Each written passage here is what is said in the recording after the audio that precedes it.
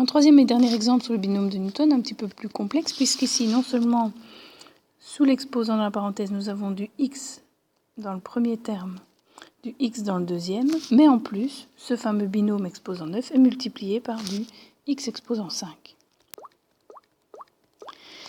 Donc, il s'agit d'écrire le terme général. Alors, il y a plusieurs façons de procéder, mais le terme général pour le binôme en lui-même sera donc une combinaison de i éléments parmi 9, fois x carré exposant 9 moins i, fois moins 2 sur x cube exposant i. Mais on sait que le binôme en lui-même, si je devais le développer, je devrais faire la somme pour i allant de 0 à 9 de tous les termes de cette forme-là, et je devrais encore multiplier tout ce binôme par x exposant 5 qui était ici placé devant la parenthèse. Bien, mais nous recherchons que le terme en x cube. Donc nous allons nous passer toute la partie somme, puisqu'on sait qu'on va pouvoir distribuer le x5 à chacun des termes de la somme. Donc finalement, le terme général qui nous intéresse a la forme x exposant 5 fois des combinaisons de i éléments parmi 9 fois x carré exposant 9 moins i fois moins 2 sur x cube exposant i. La technique consiste à chercher le i tel que, quand j'aurai fini la simplification des x, il me reste du x exposant 13. Alors, momentanément, je vais faire abstraction de tout ce qui n'est pas en x. Donc, de ce terme, je vais garder le x exposant 5. Je ne vais pas prendre le ci9, mais je peux prendre le x carré qui, lui, est à l'exposant 9 moins i. Et du moins 2 sur x cube, je vais me simplifier la tâche, je vais garder 1 sur x cube exposant i. Et je veux que toutes ces multiplications en x donnent du x exposant 13. On va résoudre cette fameuse équation en utilisant les propriétés des exposants.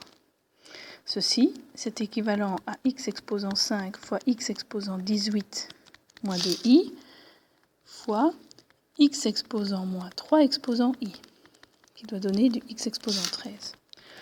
Je peux aller plus loin en additionnant les exposants. Donc x exposant 5 fois x exposant 18 moins 2i, ça revient à faire x exposant 23 moins 2i.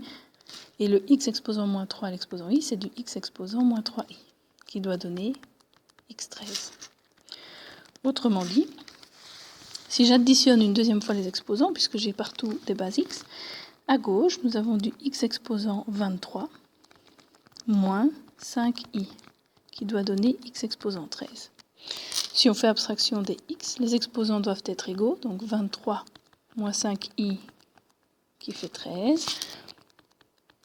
I, dans ce cas-ci, doit donc être égal, après résolution de l'équation de premier degré, i est égal à 2.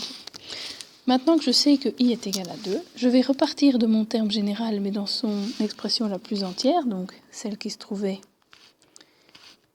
ici à gauche. Et je vais aller remplacer dans cette expression tous les i par 2. Donc on va avoir x exposant 5 fois c de 9 fois x carré exposant 9 moins 2, autrement dit x exposant 7, fois moins 2 sur x cube exposant 2. Pour terminer, il faut donc vous munir de la calculatrice pour calculer les différentes combinaisons. Donc la combinaison de deux éléments parmi 9, ça donne 36. Donc on a x exposant 5 fois 36 fois x exposant 14, moins 2 au carré qui fait 4, divisé par x exposant 6. Les exposants s'additionnent et se soustraient. 14, pardon.